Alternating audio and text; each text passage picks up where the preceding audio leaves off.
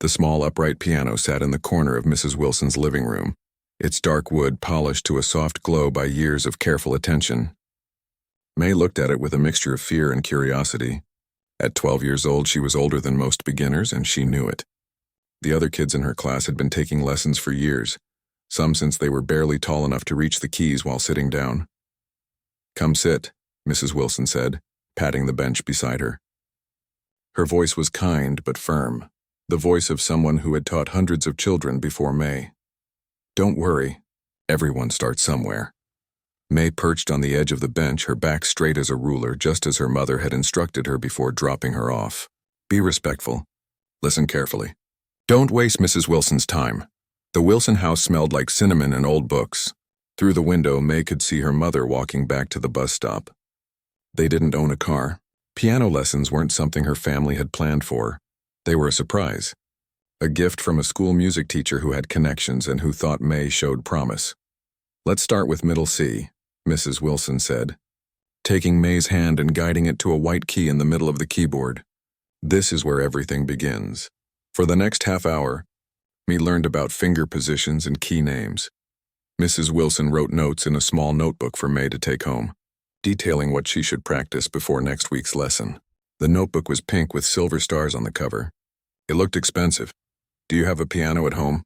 Mrs. Wilson asked as the lesson ended. May shook her head. "No, ma'am." A moment of silence followed, the kind adults create when they're trying to solve a problem without making a child feel bad. "I see," Mrs. Wilson finally said. "Well, there's a piano in the music room at your school, isn't there? Perhaps you could practice there during lunch or after classes." May nodded, though she wasn't sure if that was allowed. She would find out. When her mother picked her up 30 minutes later, the first question was, "Did you thank Mrs. Wilson properly?" "Yes," May said, clutching her new notebook and the thin piano book Mrs. Wilson had given her. "I need to practice at school. We don't have a piano." Her mother sighed, a sound May knew well. It meant they had come up against another thing they couldn't afford, another reminder that their life was different from the lives of May's classmates. "I'll speak to your teacher," her mother said after a moment. "Maybe there's a solution." The solution came in the form of a keyboard. Not a piano, but a keyboard with 61 keys instead of the standard 88. It appeared in their apartment 3 days later, after her mother took on an extra cleaning shift at the hotel where she worked.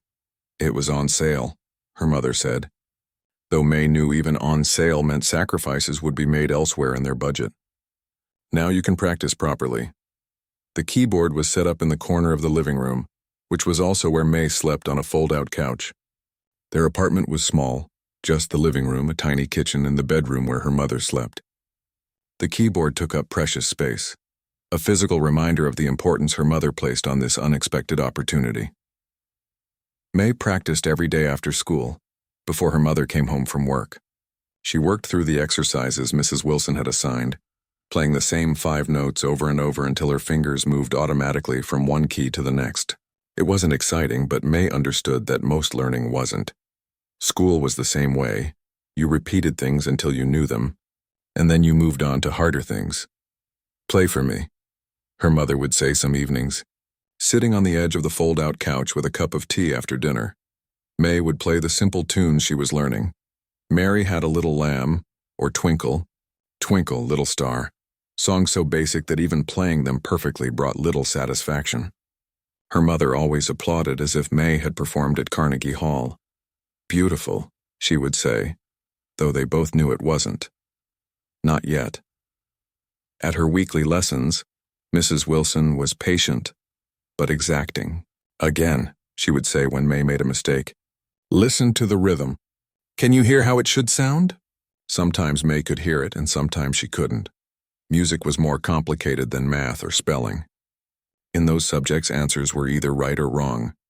Music lived in a gray area where correct wasn't always enough. Mrs. Wilson talked about feeling and expression, concepts May struggled to understand. "You're very precise," Mrs. Wilson told her after May had been taking lessons for 3 months. "You rarely make mistakes. But there's more to music than playing the right notes." May nodded, though she wasn't sure what more there could be. She practiced faithfully, moving from simple songs to slightly more complex ones. She learned about sharps and flats, about time signatures and dynamics. She added these elements to her playing like ingredients in a recipe, carefully measured and added at exactly the right moment. At school, May told no one about her piano lessons. Her friends knew she was busy with something after school on Tuesdays, but she kept the details to herself. Piano wasn't cool. Classical music wasn't something kids her age talked about. And May, already conscious of being different in other ways, didn't want to add another point of separation. The end-of-year recital was announced in April, 6 months after May's first lesson. Each student will perform one piece, Mrs. Wilson explained, handing May a printed program with her name on it. You'll play Minuet in G by Bach. It's challenging, but I think you're ready. That night, May showed the program to her mother. A recital, her mother said, looking at the elegant script. At the community center. We'll need to get you a proper dress. Another expense. Another sacrifice. May almost said she didn't want to do it, that she could tell Mrs. Wilson she was sick that day. But the look on her mother's face stopped her, pride mixed with determination. I can wear my school uniform, May suggested. It's nice enough, her mother shook her head. No, this is special. We'll find something suitable. They found a dress at a second-hand store, dark blue with small pearl buttons down the back. It fit well enough, though the hem needed to be taken up. May's mother worked on it late one night, her fingers moving quickly with needle and thread the way May's moved over the piano keys. As the recital approached, May practiced her piece obsessively. The minuet was harder than anything she'd played before, with tricky finger crossings and complicated rhythms. She practiced until her hands ached, until she could play it in her sleep, until every note was perfect. And yet something was missing. You've memorized it beautifully, Mrs. Wilson said at their last lesson before the recital. Now can you make it sing? May wasn't sure what that meant. How could a piano sing? It wasn't a voice. It was a machine that made sounds when you pressed the keys. She nodded anyway, not wanting to disappoint her teacher. The day of the recital arrived, bringing with it a knot of anxiety in May's stomach that made it impossible to eat breakfast.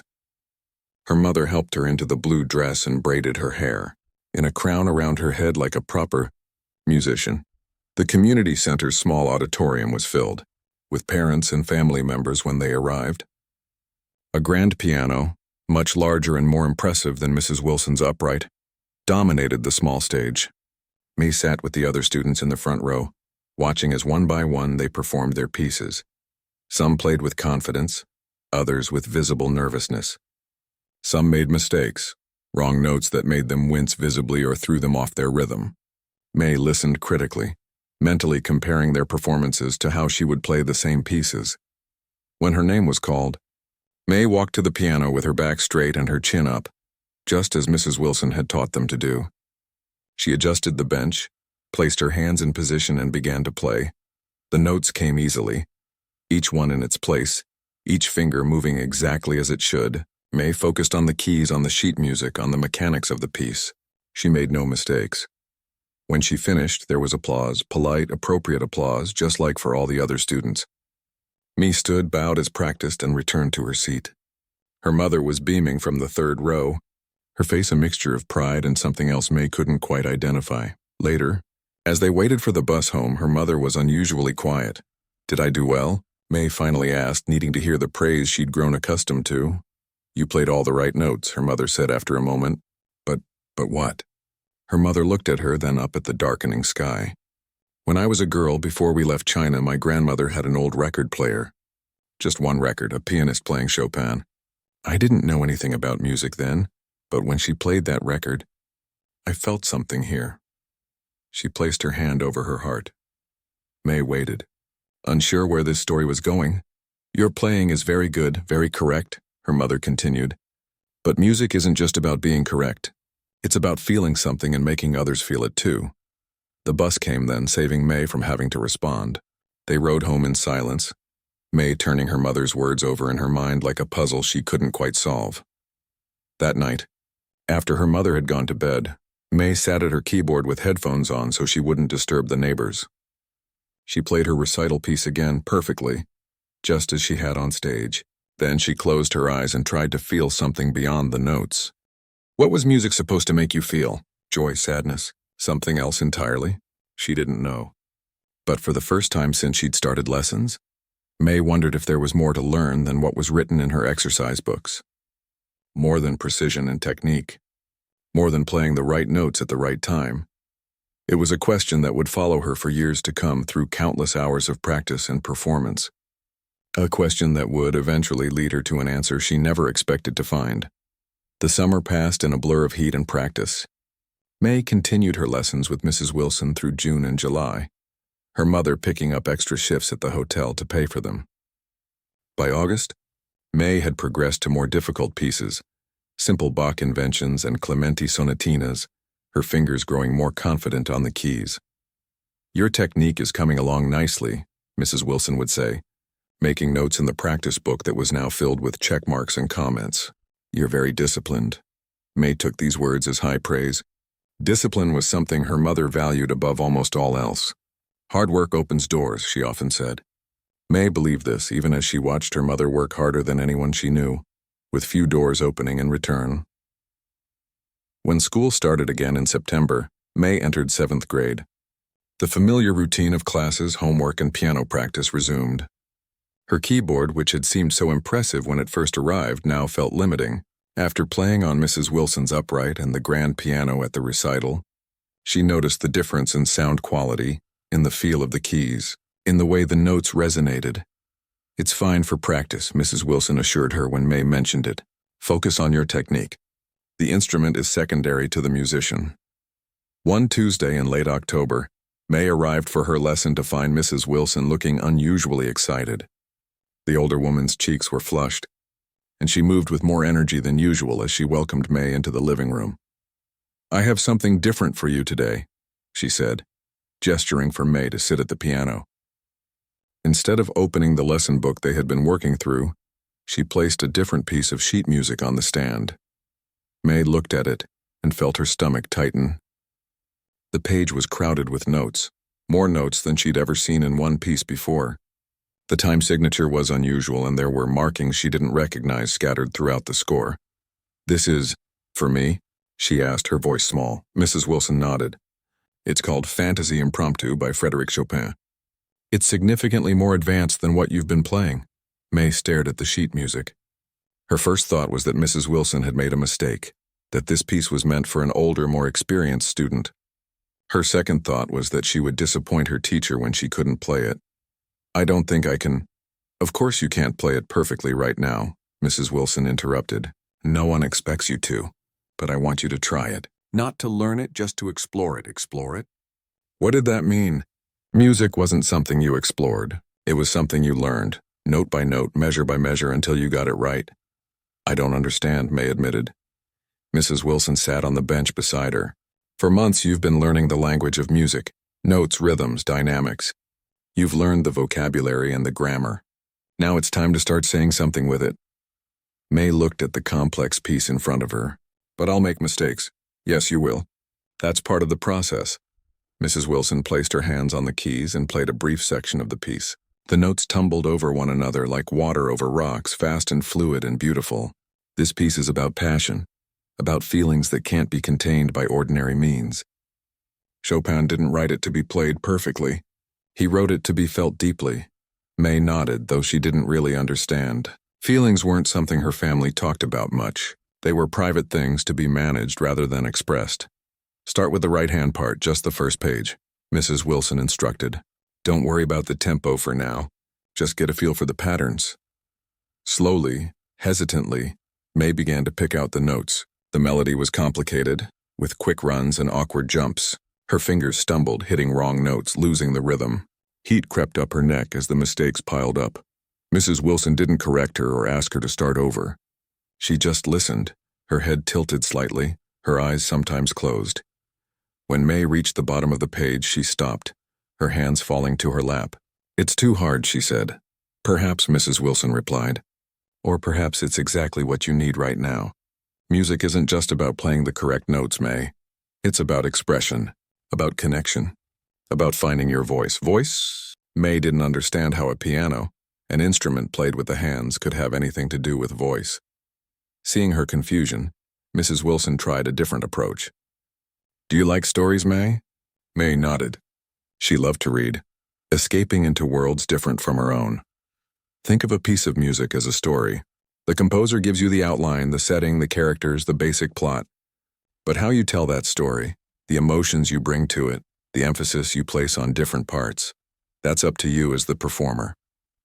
Mrs. Wilson turned to a different section of the piece. Listen to this part. Her fingers moved across the keys, creating a melody that seemed to ask a question, followed by a response in the lower register. Chopin is having a conversation here, between different voices. What do you think they're saying to each other? May listened as Mrs. Wilson played the section again. This time she could hear it, a back and forth like people talking. The high part sounds worried, she ventured, and the low part sounds reassuring. Mrs. Wilson smiled. That's one interpretation. Someone else might hear it differently. The point is, there's meaning here beyond the notes themselves. For the rest of the lesson, they worked on just a small section of the piece. Mrs. Wilson guided May through the notes, but also asked questions. How does this part make you feel? If this melody were a color, what would it be? If this section were weather, would it be a gentle rain or a thunderstorm? At first, May gave careful answers, trying to guess what Mrs. Wilson wanted to hear, but gradually she began to form her own opinions. The middle section felt like twilight to her, not fully dark but no longer light. One particularly beautiful phrase reminded her of the jade pendant her grandmother had left her mother, which now sat in a small box on their dresser, too valuable to wear. For next week, Mrs. Wilson said as the lesson ended, I want you to practice both your regular pieces and spend some time with this one. Don't worry about playing it perfectly, just get to know it. Get to know it? Like a person? May nodded, tucking the sheet music carefully into her folder. On the bus ride home, she took out the Chopin piece and studied it. The notes looked like tiny black birds perched on the staff lines, ready to take flight. She hummed fragments of the melody, trying to hear the music in her head. At home, after finishing her homework, May sat at her keyboard with headphones on. She worked through her regular practice routine first, scales, arpeggios, the Bach minuet she was learning. Then she turned to the Chopin. The first attempts were disastrous. Her fingers couldn't move fast enough for the running notes. The left-hand accompaniment seemed impossible to coordinate with the right-hand melody. After 30 frustrating minutes, she almost gave up, but something made her continue. Perhaps it was the memory of Mrs. Wilson's words about stories and voices. Perhaps it was simple stubbornness. Whatever the reason, May kept trying, focusing on small sections, playing them slowly over and over. As the week progressed, a strange thing happened. Instead of dreading practice time, May began looking forward to it. She still worked on her assigned pieces, but it was the Chopin that drew her to the keyboard each day. The piece was like a puzzle, complex and challenging, but with patterns that revealed themselves gradually. She practiced before school. She practiced after dinner. She practiced in her head during math class, her fingers moving slightly on her desk as she imagined the keyboard. By Sunday, she could play the first page haltingly but recognizably. It wasn't good, not by any measure, but it was progress. More importantly, something had shifted in how she approached the music.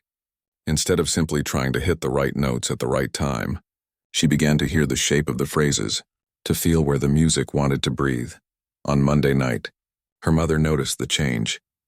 You're playing something new, she said, pausing in the doorway with a basket of laundry. May nodded, removing her headphones. It's Chopin. It's really hard. Her mother set down the basket and came to stand by the keyboard. Play it for me. Without the headphones, hesitantly May began to play. The piece sounded even worse on the keyboard's tinny speakers than it had through the headphones. She made mistakes, lost her place, had to start sections over, but she kept going, trying to capture something of what she heard in her head. When she finished, her mother was quiet for a long moment. It's not very good yet, May said, filling the silence. I know I'm making a lot of mistakes. Yes, her mother agreed.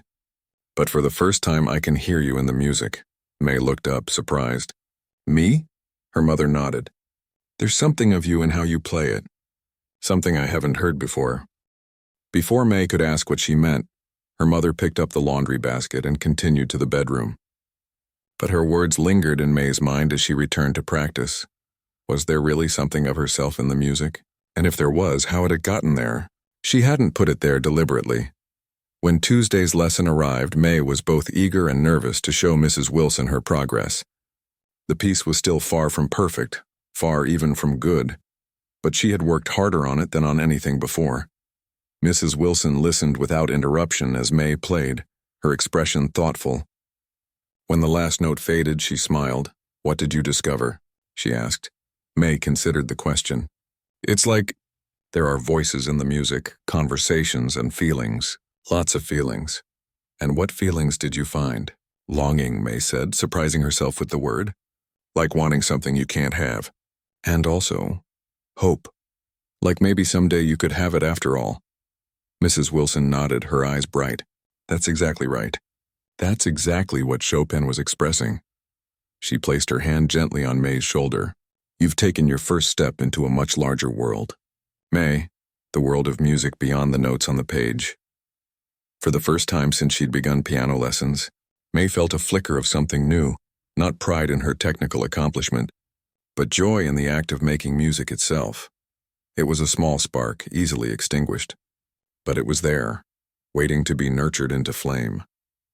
Winter settled over the city, bringing early darkness and a chill that crept through the poorly insulated windows of May's apartment.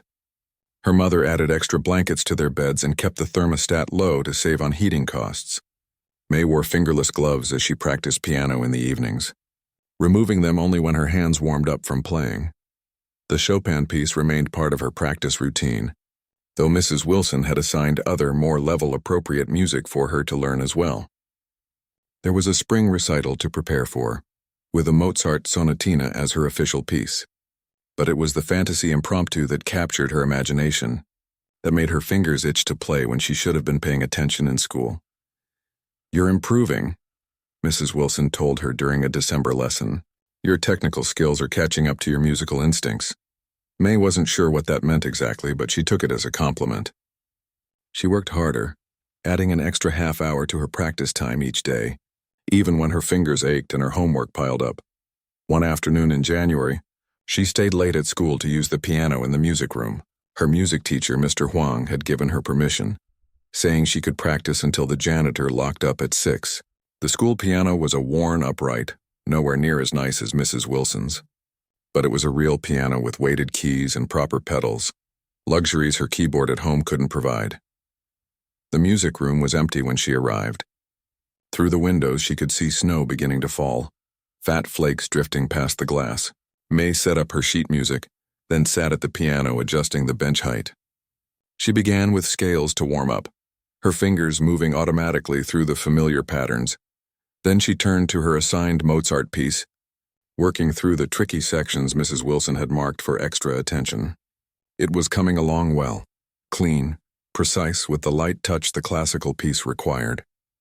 When she finished, May glanced at her watch. She still had 45 minutes before she needed to leave. On impulse, she pulled out the Chopin piece that had become her constant companion over the past few months. She began to play, losing herself in the music in a way that rarely happened with her assigned pieces. The running notes in the right hand, which had once seemed impossibly fast, now flowed more easily. The left-hand accompaniment, which had been so difficult to coordinate, now provided a steady pulse beneath the melody. It wasn't perfect, far from it, but there were moments, brief passages where everything came together, where the music seemed to play itself through her. In those moments, May forgot about the cold room, about her upcoming math test, about the long bus ride home that awaited her. There was only the music speaking a language that needed no words. When she finished, she heard applause from the doorway. Mr. Huang stood there, a stack of sheet music in his arms, his eyes wide with surprise. "That was remarkable," he said, walking into the room. "How long have you been playing the piano?" May felt her cheeks grow warm. "About 15 months. He shook his head in disbelief. "And you're already tackling Chopin? That's ambitious." "It's just for fun," May explained quickly. "My real piece for the recital is Mozart." Mr. Huang set the music on a nearby shelf. "Don't get me wrong, Mozart is wonderful. But what you were just playing, there was something special there, something most students take years to develop." May looked down at her hands, unsure how to respond to such praise. "Do you ever record yourself playing?" Mr. Huang asked. "It can be a helpful practice tool." May shook her head. I don't have anything to record with. Mr. Huang walked to his desk and opened a drawer. He pulled out a small digital recorder, the kind journalists use for interviews. Here, he said, holding it out to her. It's an old one I don't use anymore. The sound quality isn't great, but it works. May hesitated. I couldn't consider it a loan, he said, until you have something better. Music like that deserves to be captured. May took the recorder, turning it over in her hands. It was simple, just a few buttons and a small screen. Thank you, she said. I'll take good care of it. That night, in the privacy of her room with her headphones on, May recorded herself playing the Chopin piece. The keyboard's MIDI output connected directly to the recorder, bypassing the tinny built-in speakers. When she played it back, she was shocked by how clearly she could hear both the strengths and weaknesses of her playing. The weaknesses were obvious: notes she rushed through, phrases that lacked shape, technical passages where her fingers stumbled. But there were strengths too, moments where the music breathed, where the emotion she felt came through in the sound. May began recording all her practice sessions, listening back with critical ears. She would play a section, record it, listen, then try again with adjustments. Sometimes she would record 10 or 15 versions of the same few measures, experimenting with different approaches until she found one that satisfied her. The recorder became her most valuable teacher. More honest than Mrs. Wilson, more demanding than her mother. It captured exactly what she played, no more, no less, without politeness or encouragement. The truth unvarnished. As winter turned to spring, May's playing underwent a transformation. The technical precision she had always valued was still there, but it was now in service to something else: the musical ideas, the emotional landscape of the pieces she played. Mrs. Wilson noticed the change. "You've been working hard," she said during a lesson in March. "Your Mozart is nearly ready for the recital. And your Chopin, it's coming along beautifully. Can I play the Chopin for the recital instead?" May asked, surprising herself with her boldness. Mrs. Wilson considered this. "The Mozart is more appropriate for your level. The Chopin is still quite challenging for you technically." "I know," May admitted, "but I feel more connected to it." "Connected," Mrs. Wilson repeated, nodding slowly. "That's exactly the right word. And that connection comes through when you play it." She thought for a moment longer. "Let's make a deal. Continue preparing both pieces. In 2 weeks, you'll play them both for me, and we'll decide together which one you'll perform." May agreed, though in her heart she had already decided. The Mozart was a piece she could play well. The Chopin was a piece she needed to play. At home, May's obsession with recording and re-recording her playing began to raise questions. "You're spending too much time on the piano," her mother said one evening. "Your math grade has dropped." It was true. May had gotten a B on her last test, a disappointing result for a student who usually earned straight A's. "I'll do better next time," May promised. Her mother sighed. "Music is good, but it can't pay the bills." Education comes first. To appease her mother, May adjusted her schedule. She woke up an hour earlier each morning to practice before school. She used her lunch period to study math instead of hanging out with friends.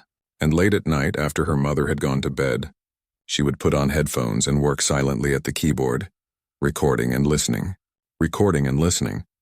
The recorder Mr. Huang had given her became full of audio files. May began deleting old recordings to make room for new ones. But there were some she couldn't bear to erase. Moments when everything had aligned, when her playing had transcended her limitations and captured something true. During this time, she also began to experiment with her own musical ideas. It started simply enough: a variation on a phrase from the Chopin, a different harmony for a section of the Mozart. Small changes that made the music feel more personal. One night, unable to sleep, May sat at her keyboard with a blank sheet of staff paper she had taken from the music room. She began to write down a melody that had been playing in her head for days. A simple theme, melancholy yet hopeful, like a question waiting for an answer. When she played it back, it felt unfinished. She added a left-hand part, simple chords to support the melody, better but still incomplete. She worked on it for hours, adding a middle section, a return to the main theme, a quiet ending that resolved the musical question posed at the beginning. When she finally crawled into bed, the eastern sky was beginning to lighten. She had created something, not just played someone else's music, but made something new. The feeling was both terrifying and exhilarating. The next day at school, she was exhausted but buzzing with a strange energy. During music class, Mr. Huang noticed her suppressing yawns. "Late night?" he asked as the other students filed out at the end of the period. May nodded. "I was working on something. The Chopin?" "No," she said. "Something of my own." His eyebrows rose. "You're composing?" The word sounded too formal, too serious for what she had done. "Just playing around with some ideas." "I'd love to hear them sometime," Mr. Huang said. "If you're willing to share." May hesitated. What she had written felt private, like pages from a diary, but Mr. Huang had been nothing but supportive, and she trusted his musical judgment. "Maybe when it's more finished," she said. Over the next few weeks, May divided her practice time between preparing for the recital and developing her composition. The piece grew organically, one section suggesting another, problems arising and solutions presenting themselves as she worked. She recorded multiple versions, trying different approaches, different harmonies, different structures. Sometimes she would wake up with a new idea and rush to the keyboard before the thought could slip away. She kept the staff paper with her composition tucked inside her math textbook, adding notes during class when inspiration struck. The 2-week deadline Mrs. Wilson had set approached quickly. The night before the decision was to be made, May practiced both pieces one last time. The Mozart was polished to a high shine, every note in place, every phrase carefully shaped according to Mrs. Wilson's instructions. The Chopin was different.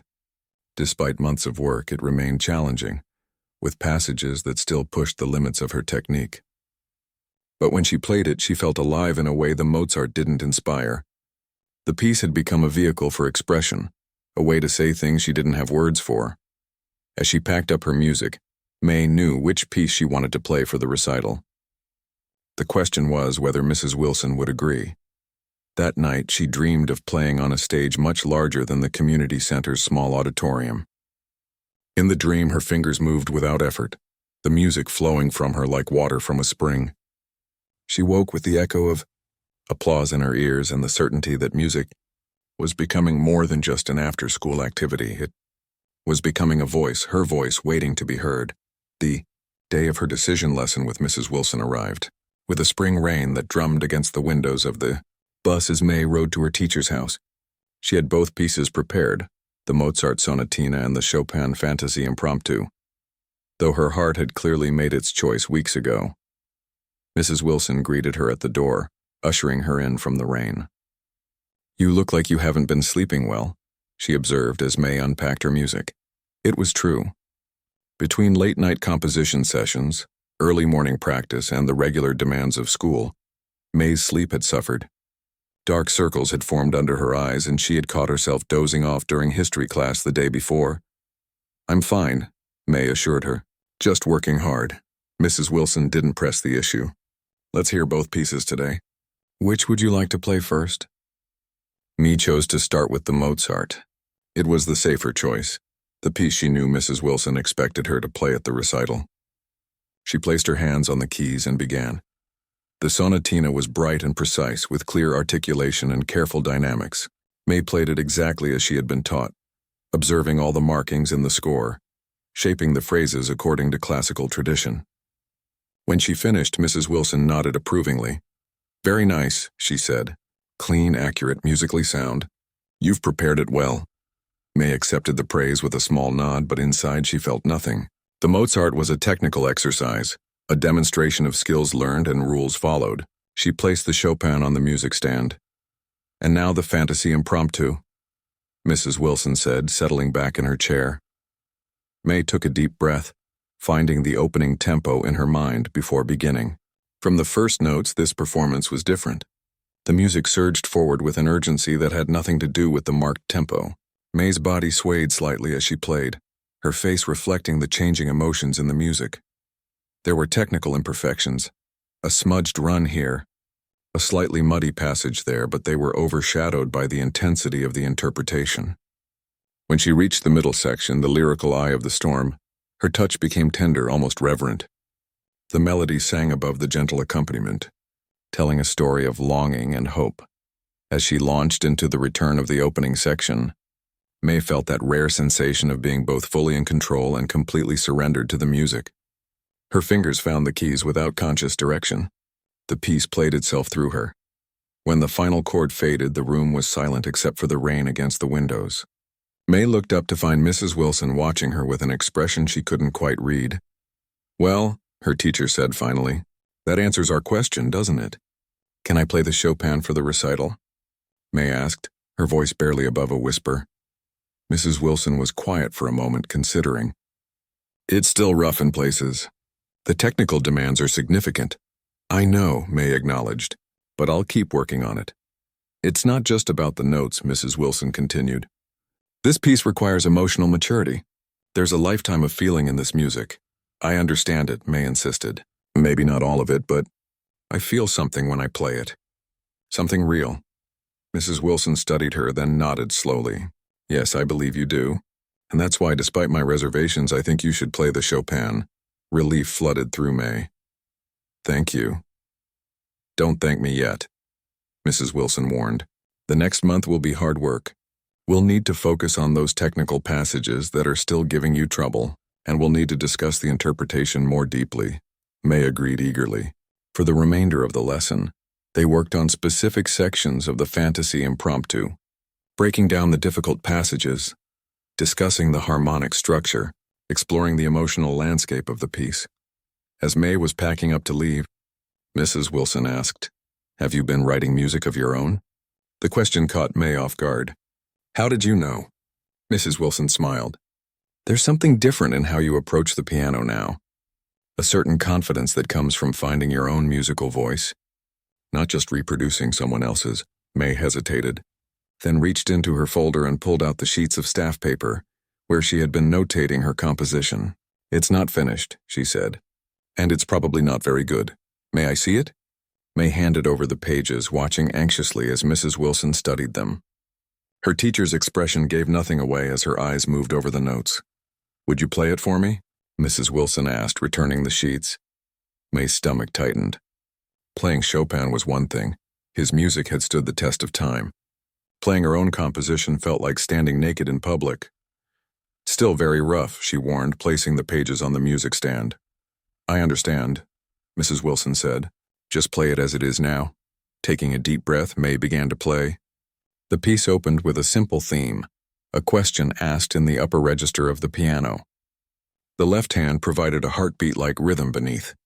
The middle section grew more complex, with harmonies that reflected her limited understanding of music theory, but somehow worked emotionally. The return to the main theme brought a sense of resolution, though questions still lingered in the final chords. When she finished, May kept her eyes on the keys, afraid to see Mrs. Wilson's reaction. "May," her teacher said softly, "this has real potential." May looked up, surprised. "Really?" "Yes, it needs development, certainly. The structure could be more sophisticated, and there are places where the harmony could be more interesting. But the core of it, the emotional truth at its center, that can't be taught." May felt a warmth spread through her chest. "Thank you." "There's a young composers competition held at the university every year," Mrs. Wilson said. "The deadline for submission is in 3 months. I think you should consider entering this piece." "A competition?" The idea had never occurred to May. "But I'm not really a composer. I'm just experimenting." "All composers are just experimenting," Mrs. Wilson replied with a smile. "Some just have more experience than others." She reached for her calendar. "Let me make a note to bring you the information next week.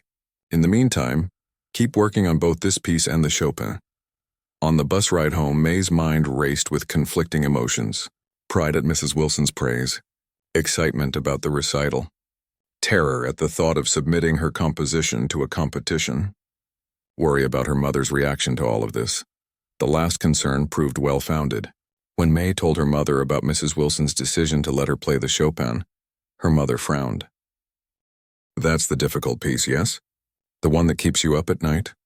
May nodded. "It's challenging, but Mrs. Wilson thinks I'm ready." Her mother didn't look convinced. "And what about your grades? Your math test last week was not your best." "I got a B+, May protested. "That's still good. It's not an A," her mother countered. "And your history teacher called to say you fell asleep in class." May felt heat rise to her cheeks. "That was just once. I've been working really hard on my music." Her mother sighed, setting down the knife she had been using to chop vegetables for dinner. May, we've talked about this. Music is fine as an activity, but your education must come first. Your future depends on it. What if music is my future? The words were out before May could stop them. Her mother stared at her, genuinely baffled. What do you mean? May swallowed hard. Mrs. Wilson thinks I have talent. Real talent. She wants me to enter a composition in a young composer's competition. Composition? You're writing music now? May nodded. For a few months, Mrs. Wilson says it has potential. Her mother was quiet for a long moment, her expression unreadable. Finally, she turned back to her cooking. We'll discuss this after the recital. For now, you need to balance your time better. No more staying up all night at the piano. It wasn't a no, which was better than May had expected. She promised to manage her time more carefully and retreated to her room to organize her practice schedule for the coming weeks. The spring recital was now just 4 weeks away. May threw herself into preparation, dividing her time between polishing the Chopin for performance and developing her composition for the competition. She kept her promise to her mother, setting strict time limits for her practice and making sure her schoolwork didn't suffer. Mr. Huang, the school music teacher, became an unexpected ally. When he learned about the composition competition, he offered May the use of the music room during his free period twice a week. The school piano is better than your keyboard at home, he pointed out, and I'd be happy to give you some feedback on your piece if you'd like. May gratefully accepted both offers. Mr. Huang's perspective was different from Mrs. Wilson's, more contemporary, less bound by classical traditions. His suggestions helped her find new directions for her composition, ways to develop the themes more fully. Have you thought about what to call it? He asked one day as they worked together. May shook her head. She had been thinking of it simply as my piece. A title can help clarify your intentions, Mr. Huang explained. It gives the listener a context, a way into the music. That evening, May lay in bed thinking about possible titles. What was her piece about? What was she trying to express? The answer came to her just as she was drifting off to sleep. Emergence. Her piece was about finding a voice, about something new coming into being. As the recital approached, May's anxiety grew. Playing the Chopin was a risk. If she failed, if her fingers stumbled over the difficult passages, if her interpretation fell flat, it would be a public embarrassment. More importantly, it would confirm her mother's belief that music was just a hobby, not a serious pursuit. The week before the recital, Mrs. Wilson invited May to practice on the grand piano at the community center, where the performance would be held. It's different from my piano, she explained. The action is heavier, the sound more resonant. You need to adjust to it before the big day. The community center piano was indeed different, more responsive in some ways, more resistant in others. May spent 2 hours getting to know its quirks, adjusting her touch and pedaling to suit the instrument. By the end of the session, she felt more confident, more prepared for the challenge ahead. You're ready, Mrs. Wilson told her as they were leaving. Just remember to breathe, to take your time. The audience will wait for you. The night before the recital, May couldn't sleep. She lay awake, playing the piece in her mind, anticipating trouble spots, rehearsing how she would handle them.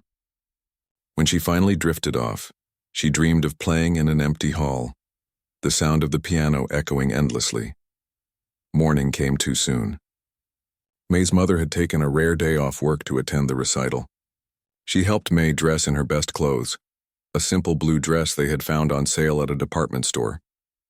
No matter what happens today, her mother said as she braided May's hair, I am proud of you for working so hard. The words, so unexpected, brought tears to May's eyes. Thank you, Mom. The community center was crowded when they arrived. Parents, grandparents, siblings, and friends filled the rows of chairs facing the stage. May took her assigned seat in the front row with the other students. Her hands cold despite the warm spring day. One by one, the younger students performed their pieces, simple tunes played with varying degrees of accuracy and confidence. Then came the intermediate students with their Bach inventions and Clementi sonatinas. May watched them, trying to control her breathing, trying to stay calm. Finally, Mrs. Wilson announced, Our next performer is May Lin, playing Fantasy Impromptu by Frédéric Chopin. May stood, her legs unsteady beneath her. As she walked to the piano, she caught sight of her mother in the audience. sitting straight-backed, hands folded in her lap. Mr. Huang was there too, a few rows back. Giving her an encouraging nod, she sat at the piano, adjusted the bench and placed her hands in position. The hall was silent, waiting. May closed her eyes for a moment, finding the music within herself. Then she began to play. The first notes of the fantasy impromptu filled the community center hall. May's fingers moved across the keys with a confidence that belied her inner turmoil. The opening section, with its rapid notes and cross rhythms, flowed from her hands as if she had been playing it all her life, not just for a few intense months. In the audience, her mother sat perfectly still, her expression giving nothing away. Next to her, an older couple whispered to each other, their eyes widening as the young girl on stage tackled one of Chopin's most challenging pieces. The middle section arrived, the tempo slowing, the mood shifting from frenetic energy to tender reflection. This was the heart of the piece, the part May loved most. She leaned into the melody, giving it room to breathe, to speak. The grand piano responded to her touch, its rich tone filling the hall with a sound her keyboard at home could never produce. As she played, something strange happened. The nervousness that had knotted her stomach disappeared. The audience, her mother, Mrs. Wilson, the other students and their families, faded from her awareness. There was only the music moving through her, using her hands to give itself life.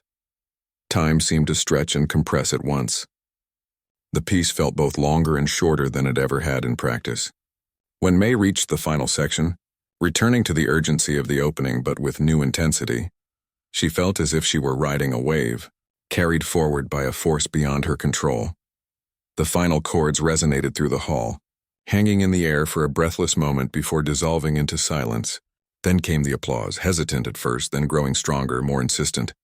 May blinked, returning to reality, suddenly aware of the audience again. She stood and bowed as Mrs. Wilson had taught her to do, her cheeks warm with exertion and emotion. As she straightened, she caught sight of her mother's face. To her amazement, there were tears in her mother's eyes, her practical, unsentimental mother who rarely showed strong feelings. The rest of the recital passed in a blur. May returned to her seat, accepting quiet congratulations from the other students. The advanced pianists performed their pieces, Bach preludes and fugues, Beethoven sonata movements, but May barely heard them. She was still caught in the afterglow of her own performance, the sensation of having truly connected with the music for the first time in public. When the recital ended, the audience mingled with the performers in the community center lobby. Mrs. Wilson moved from family to family, accepting compliments and offering encouragement to her students. May's mother approached her, still dabbing at her eyes with a tissue.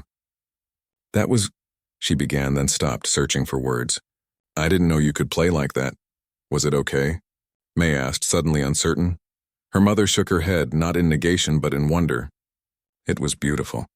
I've never heard anything like it." She reached out and tucked a strand of hair behind May's ear, a rare gesture of physical affection.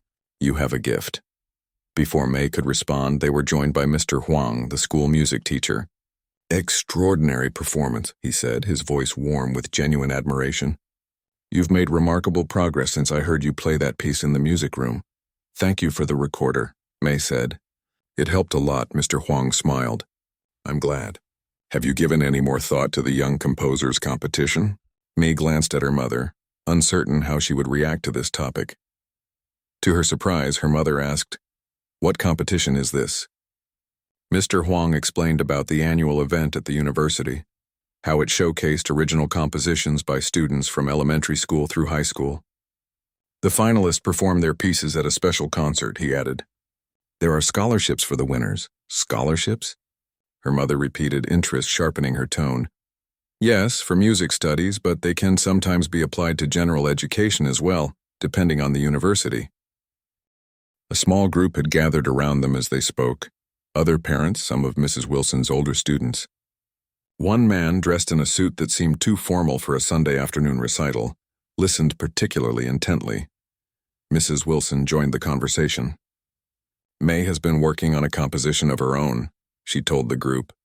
"It shows remarkable promise." "I'd like to hear more about this competition," May's mother said. "Perhaps we could discuss it over tea this week." Mrs. Wilson beamed. "I'd be delighted." As they were preparing to leave, the man in the suit approached them. "Excuse me," he said, addressing May directly. "My name is Dr. Park. I'm on the faculty at the University School of Music." May nodded politely, suddenly shy. "Your performance today was quite exceptional," he continued, "especially considering how young you are and how long you've been playing." "Thank you," May murmured. "I'd like to speak with you and your mother about some opportunities that might interest you," Dr. Park said. He handed May's mother a business card. "Please call my office this week to set up an appointment." On the bus ride home, May's mother studied the card. "Professor of Piano Performance," she read aloud. "Director of the Young Artist Program. What does that mean?" May asked. Her mother shook her head. "I'm not sure, but we will find out." The meeting with Dr. Park took place the following Thursday in his office at the university. The campus was larger than May had imagined, with imposing buildings and students hurrying between classes. Dr. Park's office was small but elegant, lined with books and framed concert programs. "Thank you for coming," he said, gesturing for May and her mother to sit. "I wanted to discuss May's future as a pianist and composer." "She's only been playing for less than 2 years," her mother pointed out. Dr. Park nodded, which makes her progress all the more remarkable. "Most students who tackle Chopin at her age have been playing since they were 4 or 5. He turned to May. "Your teacher mentioned that you've been composing as well?" May nodded. "Just one piece, really. It's not finished yet.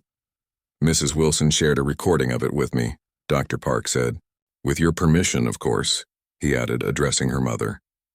"It's quite extraordinary. Not technically sophisticated, but it has an emotional authenticity that can't be taught." May's mother sat up straighter. "What exactly are you suggesting, Dr. Park?" "We have a young artist program at the university," he explained. "It's designed for students who show exceptional promise in music. Participants receive weekly private lessons with university faculty, music theory and composition classes, and performance opportunities. It's quite selective. We accept only 5 new students each year." "And the cost?" her mother asked, always practical. "That's what I wanted to discuss," Dr. Park said. "Based on what I heard at the recital and the recording Mrs. Wilson shared, I'd like to offer May a full scholarship to the program." May felt her heart begin to race. "A scholarship? To study at the university?"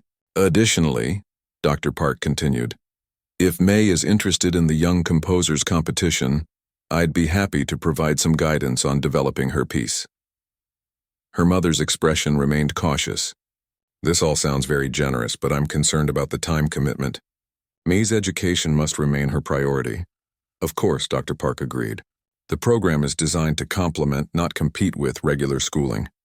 Many of our students maintain excellent academic records." He smiled at May. "Though I imagine you'll need to be very organized with your time." By the time they left the university, a plan had been set in motion. May would submit her composition to the competition with Dr. Park's guidance. If accepted into the Young Artist Program, she would begin lessons in the fall. Her mother had insisted on one condition. May must maintain a B+ average or better in all her school subjects. "It's more than fair," May had agreed, hardly able to believe this turn of events. In the weeks that followed, May worked diligently on her composition. With input from Dr. Park, Mrs. Wilson, and Mr. Huang, Emergence evolved from a simple piano piece into a more complex work. Dr. Park suggested adding a second movement, contrasting with the first. Mr. Huang helped with the notation, ensuring every mark on the page accurately reflected May's intentions. The deadline for submission arrived faster than May expected. She recorded a final version on the university's Steinway grand piano, Dr. Park supervising the session. As she listened to the playback, May felt a strange mixture of pride and detachment. Pride in what she had created. Detachment because the piece now seemed to have a life of its own.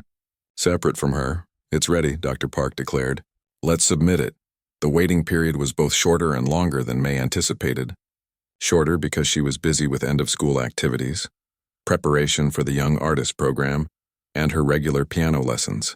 Longer because the competition results occupied her thoughts constantly, a background hum of anxiety that never quite disappeared. The notification came by mail, a formal letter addressed to Ms. Mei Lin. Her mother handed it to her one evening after dinner, her expression revealing nothing. "It came today," she said simply. May stared at the envelope, suddenly afraid to open it. What if her composition hadn't been selected? What if the judges had hated it? What if Dr. Park and Mrs. Wilson and Mr. Huang had all been wrong about her talent? Open it, her mother urged gently. With trembling fingers, May tore the envelope and unfolded the letter inside. Her eyes scanned the text, catching phrases. Pleased to inform you. One of 3 finalists. Performance at Randall Hall. I'm a finalist, she whispered, hardly believing the words. They want me to perform it at a concert next month. Her mother's face broke into a rare, wide smile. I knew you could do it, she said, and in that moment, May realized that her mother had believed in her all along, had just been afraid to hope too much for her daughter. The next few weeks were a whirlwind of preparation. May practiced her composition until she could play it with her eyes closed, until it flowed from her fingers as naturally as speech. Dr. Park arranged for additional rehearsal time on the concert grand piano she would be using for the performance. Mrs. Wilson helped her select an appropriate outfit. Simple but elegant black dress that made May look older than her 13 years. The night of the concert arrived, warm and clear. Randall Hall was the university's main performance venue, far grander than the community center where May had played her recital. The audience was different too, not just proud parents and siblings, but serious music lovers, university faculty, local critics, and representatives from music publishers and recording companies. Backstage, May peeked through the curtains at the gathering crowd. Her mother sat in the 3rd row, wearing her best dress, her hair arranged more carefully than usual. Mrs. Wilson was nearby, as were Mr. Huang and several of May's classmates who had come to support her. Nervous? Dr. Park asked, appearing beside her. May nodded. A little. A lot, actually, he smiled. That's natural. But remember, you wrote this piece. You know it better than anyone in that hall. Just tell your story through the music. May was scheduled to perform last after the other 2 finalists. She listened backstage as they presented their compositions, one a string quartet, the other a song cycle for soprano and piano. Both were impressive, clearly the work of students with years of formal training. Then it was her turn. The stage manager led her to the wings. Ready? He whispered. May took a deep breath and nodded. Our final performer this evening, the announcer said, is May Lin, performing her original composition, Emergence, for solo piano. May walked onto the stage, the spotlight momentarily blinding her. The concert grand piano gleamed under the lights, its lid raised to project the sound to the farthest corners of the hall. She sat, adjusted the bench, and placed her hands in position. For a heartbeat, doubt flooded her mind. Who was she to be here, competing against students with years more experience? What made her think her simple composition could stand alongside their sophisticated works? Then she remembered Dr. Park's words. Tell your story through the music, her story.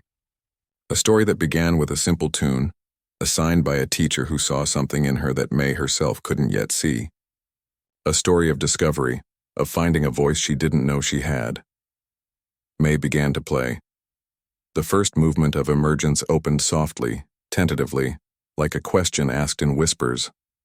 The melody was simple but haunting, supported by harmonies that grew increasingly complex as the piece progressed.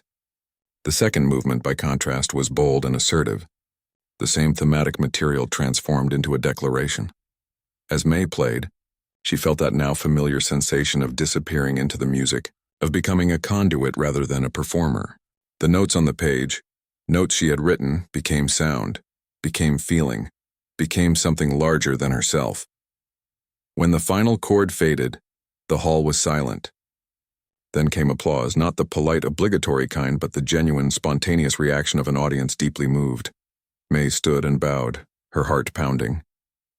As she looked out at the audience, she saw her mother on her feet, applauding with uncharacteristic abandon. Mrs. Wilson was wiping tears from her eyes. Dr. Park, who had joined the audience for the performance, was beaming with undisguised pride. The judges deliberated briefly before announcing their decision. May stood with the other finalists on stage, trying to prepare herself for disappointment.